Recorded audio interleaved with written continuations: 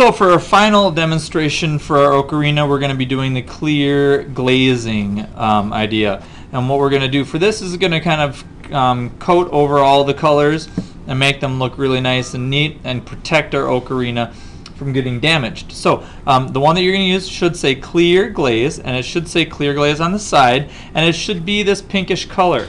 Remember, when you screw the caps off, screw them off gently. They should screw back on when you're done.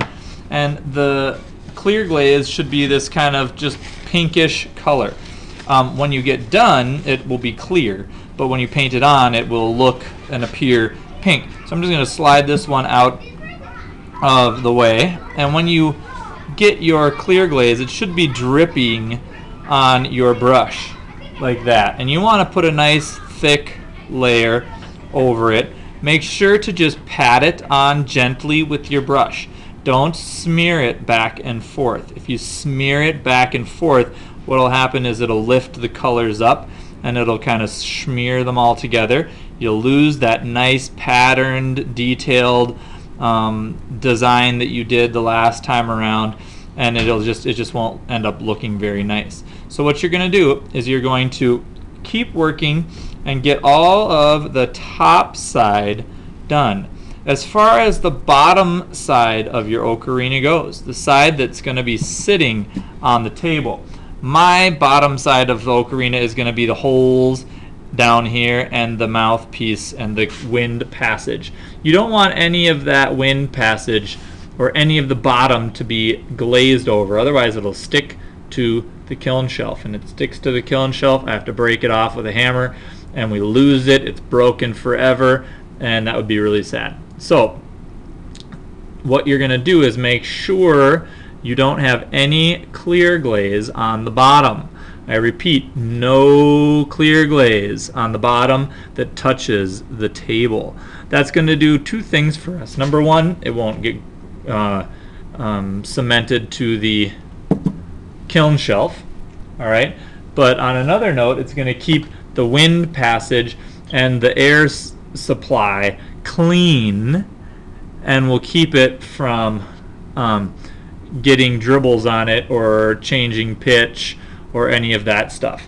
So we want to make sure that as we're doing it, we're being really careful not to get any. Now, some of you might have ones that were kind of designed backwards, like you've got the pitch holes and the air hole on the top. That's fine. If you do that, you're going to have to be careful about how you glaze, so that you don't glaze over your holes, and so that you don't glaze over your wind passage area, and you don't glaze over your 45-degree angle. You don't want to glaze on any of that stuff, or it won't turn out nicely. Okay, because if you get one dribble in the wrong place and it disrupts the airflow, you're going to have problems. So again, I'm just patting this on nicely. That's pretty much done. I'm going to just kind of tilt it upside down here because I think I missed underneath the beak. Okay, there's the underneath of the beak I missed. And it's going to be a little hard to make sure you get everything, and you're going to have to be careful because it's a three-dimensional object, and you're going to kind of have to just hold it carefully and redo some spots.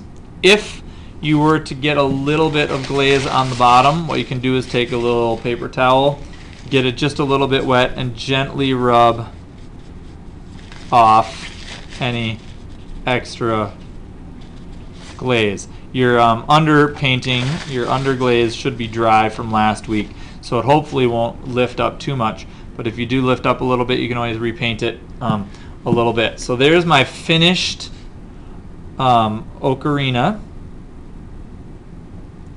with the glaze on it, totally done.